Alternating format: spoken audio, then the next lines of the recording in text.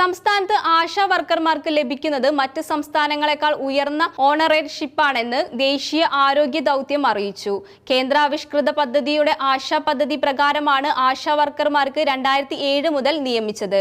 അവരെ ഏതെങ്കിലും സ്ഥാപനത്തിൽ സ്ഥിരം ജോലിയല്ല നിയമിച്ചിരിക്കുന്നത്. വിവിധ സ്കീമുകളിൽ പ്രകാരമുള്ള ആരോഗ്യ സേവനത്തിനാണ് അവർ നിയമിച്ചിരിക്കുന്നത്. അതിനാൽ അവർക്ക് സ്ഥിരം ശമ്പളമല്ല നൽകുന്നത്, മറിച്ച് ആരോഗ്യ സേവനങ്ങൾക്കുള്ള ഇൻസെന്റീവ് ആയിട്ടാണ് ഓരോ മാസവും നൽകുന്നത്.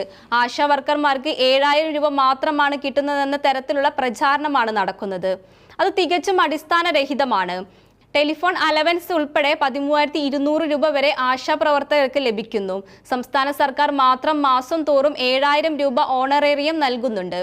2016 മുൻപ് ആശാ വർക്കർമാരുടെ പ്രതിമാസ ഓണറേറിയം 1000 രൂപ മാത്രമായിരുന്നു. അതിനുശേഷം ഘട്ടം ഘട്ടമായാണ് ഓണറേറിയം 7000 രൂപ വരെ വർദ്ധിച്ചത്.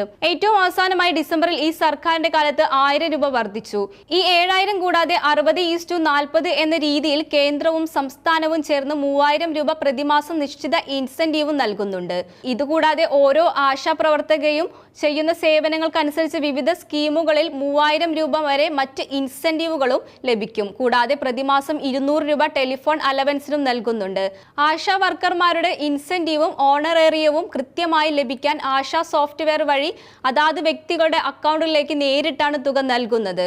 2023-24 സാമ്പത്തിക വർഷത്തിൽ ആശാ വർക്കർമാർക്കുള്ള കേന്ദ്ര വിഹിതം ലഭിക്കാതിരുന്നത് കൂടി എല്ലാ മാസവും കൃത്യമായി ആശാ വർക്കർമാരുടെ ഇൻസെന്റീവുകൾ സംസ്ഥാന വിഹിതം ഉപയോഗിച്ച് വിതരണം ചെയ്യുന്നു.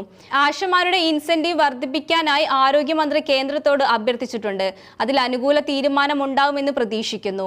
ബാക്കിയുള്ള 2 മാസത്തെ ഓണറേറിയം നൽകാനുള്ള ഉത്തരവും ഇറക്കിയിട്ടുണ്ട്. ഏറ്റവും കൂടുതൽ ഓണറേറിയം നൽകുന്ന സംസ്ഥാനം കേരളമാണ്. അതേസമയം കർണാടകയും മഹാരാഷ്ട്രയും 5000 രൂപയും മധ്യപ്രദേശും പശ്ചിമ ബംഗാളും 6000 രൂപയുമാണ് നൽകുന്നത്.